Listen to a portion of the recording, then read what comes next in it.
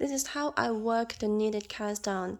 First, I insert my needle into the first stitch, and from here on, my right needle is always inside a stitch.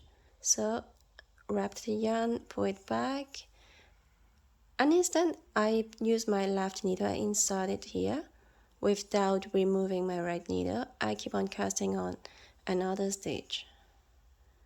This way it goes much faster because I never have to take out my right needle. I just keep on casting on stitches by inserting my left needle into the new stitches.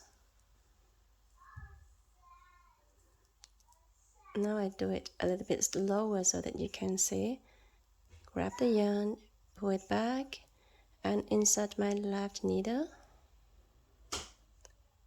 Grab the yarn, pull it back, and so on. As you can see, I always have a stitch on my right needle.